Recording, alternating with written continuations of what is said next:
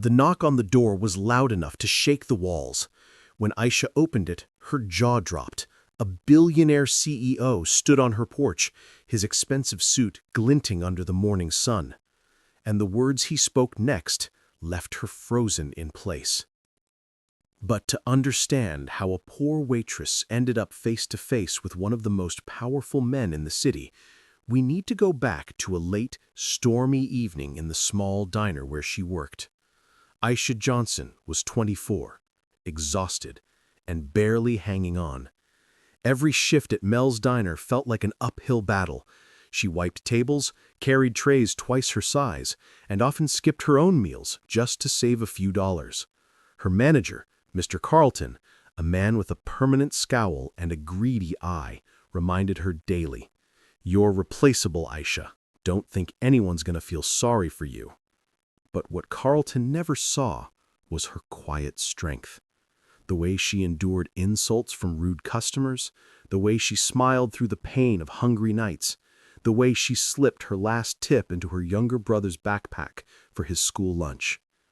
That night, as the rain hammered the roof, Aisha noticed an elderly couple sitting at the corner booth. Their clothes were soaked, their hands trembling from the cold. They ordered the cheapest coffee on the menu, and nothing else. Aisha knew hunger when she saw it. She had lived it.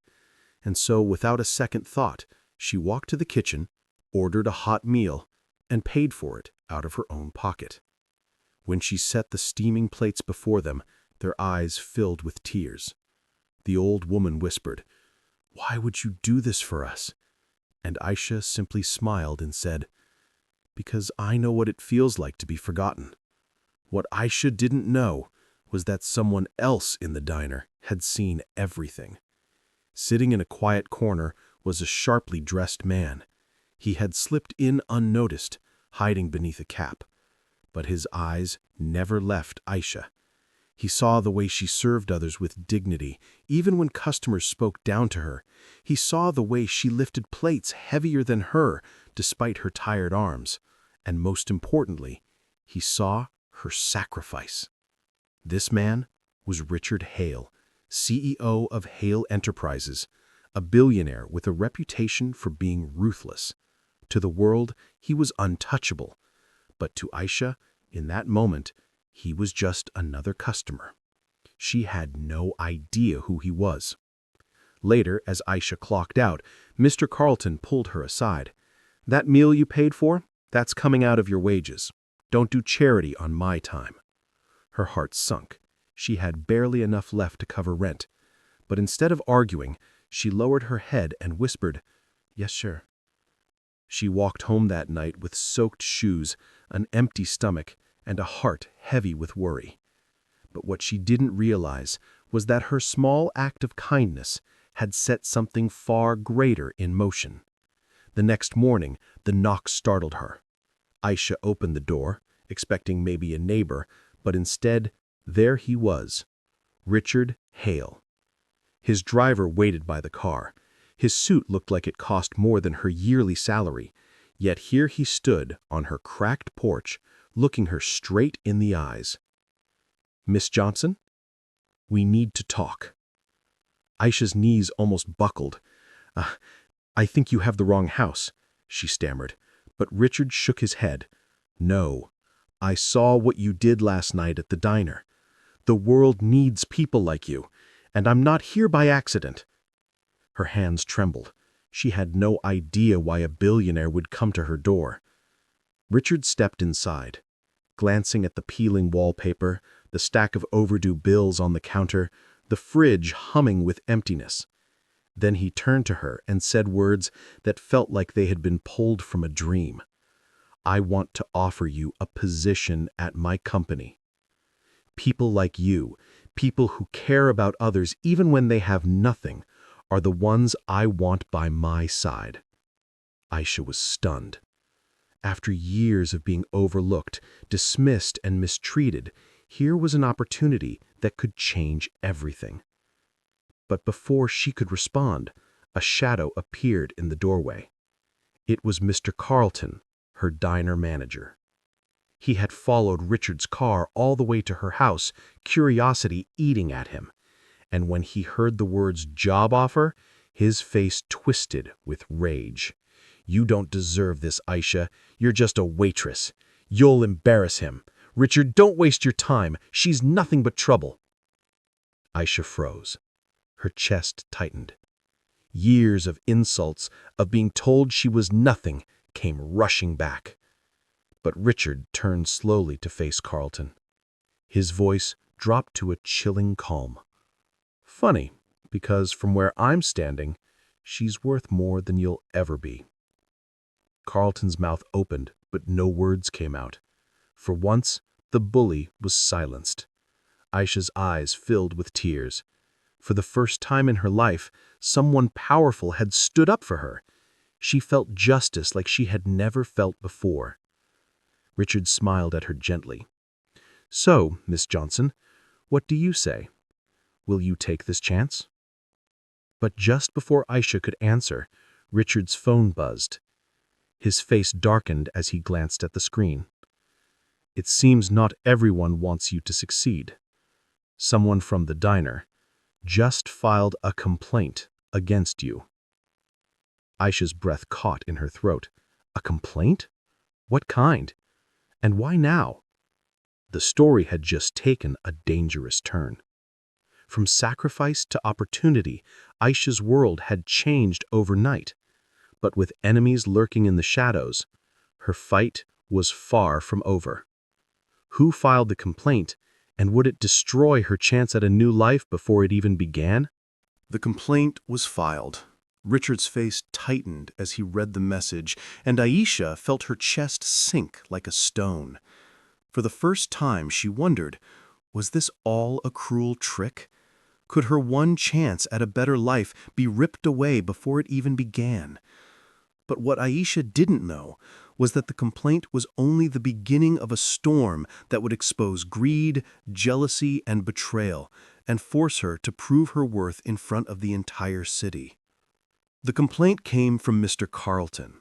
He accused Aisha of theft, claiming she had been pocketing money from the diner's register. It was a lie, but a clever one. He had always manipulated the books, and now he twisted numbers to frame her. Within hours, rumors began spreading. Regular customers whispered, "Maybe she isn't as sweet as she looks." Aisha broke down in tears. "Richard, no one will believe me. He's my boss. I'm just a waitress." But Richard shook his head. His voice was firm, steady. "Aisha, the truth always comes out. And when it does, men like Carlton never survive it." Richard made a bold decision. He brought Aisha into his company anyway, but not in an office. Instead, he placed her in the heart of his charity foundation, working with vulnerable families. "Let the world see who you really are," he told her, "not through words, through action." And soon, the public did see. Videos of Aisha handing food to struggling mothers, helping children with homework, and cleaning tables at charity events went viral. People began to question the accusations, but Carlton wasn't done. One afternoon, as Aisha left the foundation building, she found Carlton waiting by the curb. His smirk was venomous. "Enjoying your fairy tale?" he sneered. "It won't last. I've got friends in the council, people who make sure you never work in this city again." Aisha's hands shook, but she stood taller this time.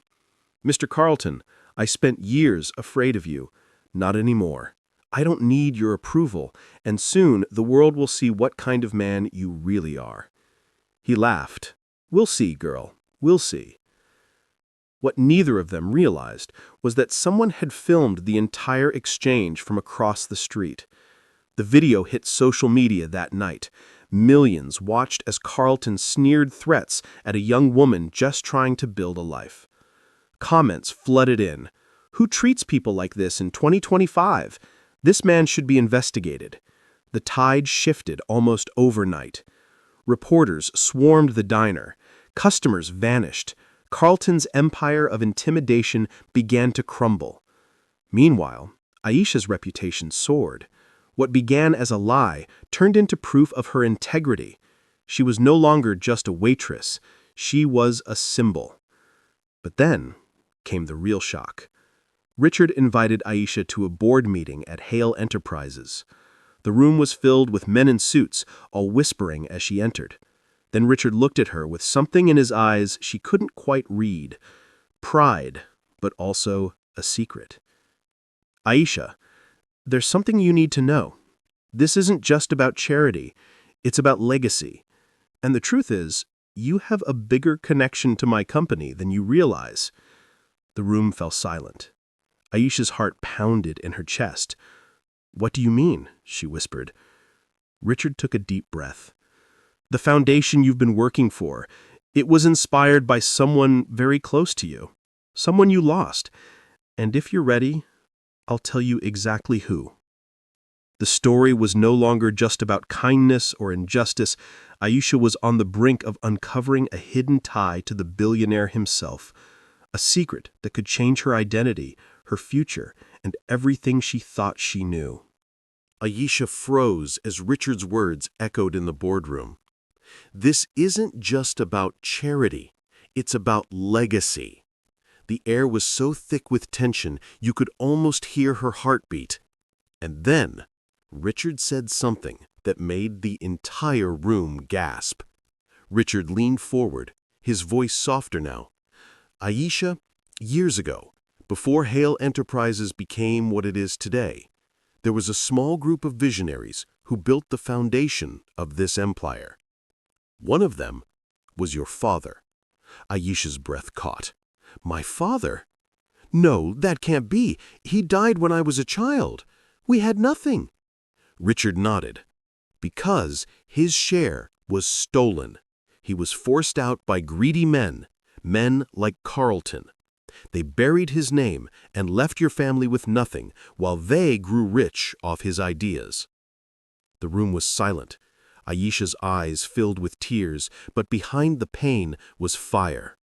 For the first time, everything made sense.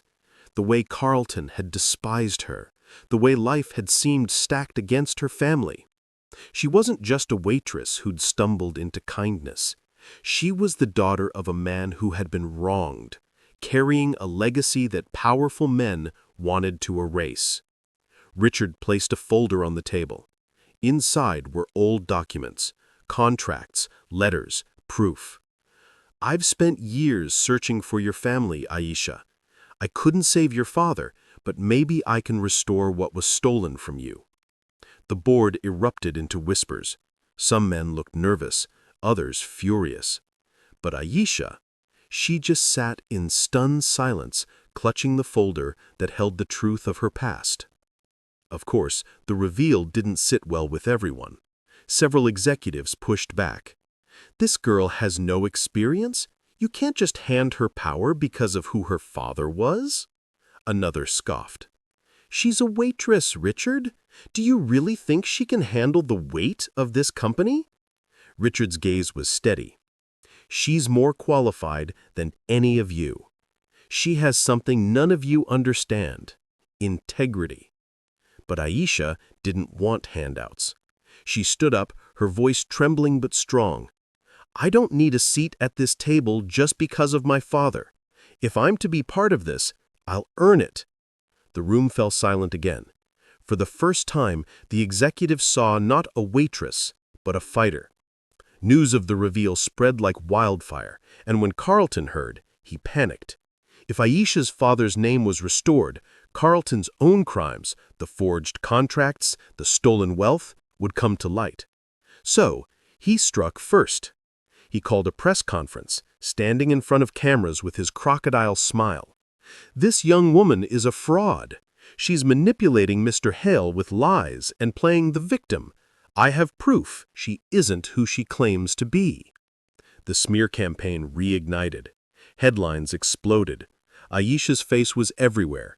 Some called her an inspiration, others called her a con artist.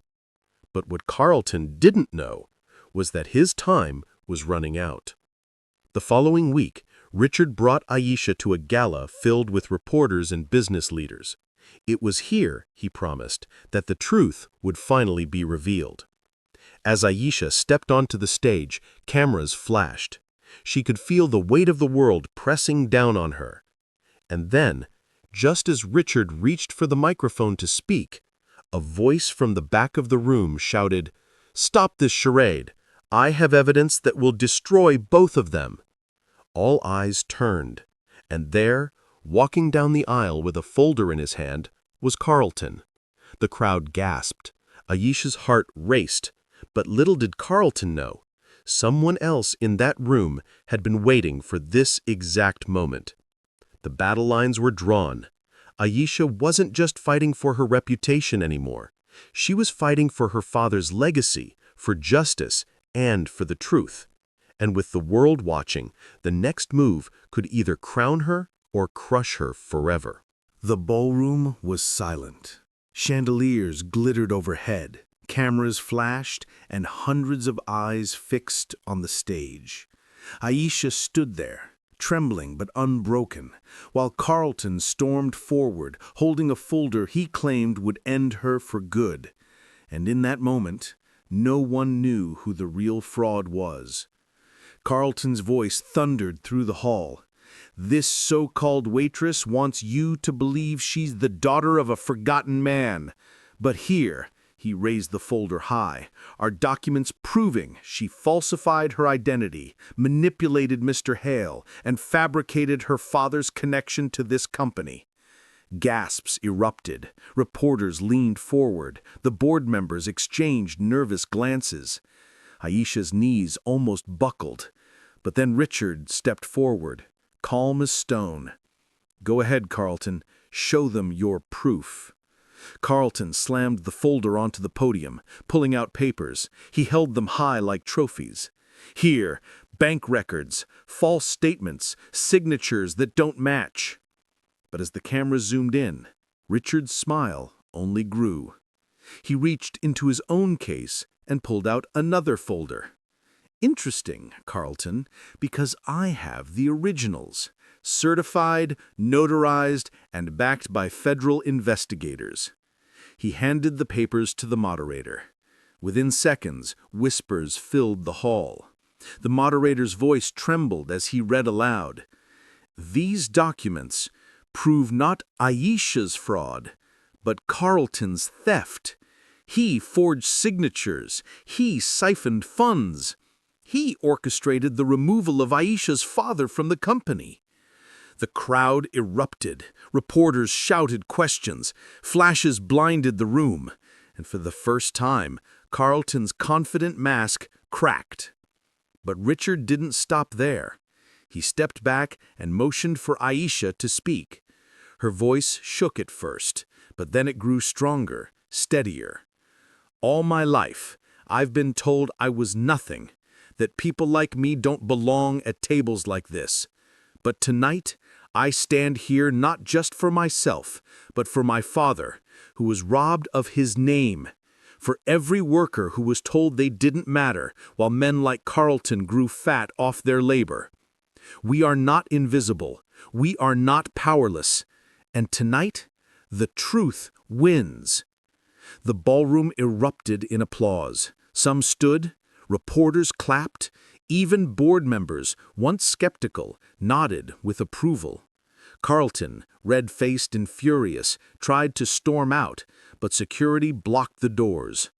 In real time, live on television, the trap snapped shut. Federal agents, already tipped off by Richard, entered the hall and walked straight toward Carlton. "Carlton Reeves, you are under arrest for fraud, embezzlement, and obstruction of justice." The once powerful man froze. Cameras captured his humiliation as agents cuffed his wrists and read him his rights. And right there, in the same ballroom where he had tried to destroy Aisha, he was dragged out before the world. The gala became more than a corporate event. It became history. The headlines the next day weren't about Carlton's smear campaign. They were about the waitress who stood her ground. "Daughter of forgotten founder reclaims legacy. From diner to dynasty, Aisha's story inspires millions." And Richard, true to his word, didn't just give Aisha her father's rightful place in the company. He gave her mentorship, guidance, and the tools to lead. Aisha had gone from serving tables to serving justice, from being invisible to being unstoppable. Sometimes the world underestimates you because it benefits those in power. But when truth collides with courage, no lie can stand forever. For Aisha, justice had been served. But little did she know, Carlton still had allies outside those walls, powerful enemies who weren't done with her yet. And while one battle was won, a darker storm was brewing just beyond the horizon. What would you do if your greatest victory also painted a target on your back? Let us know in the comments.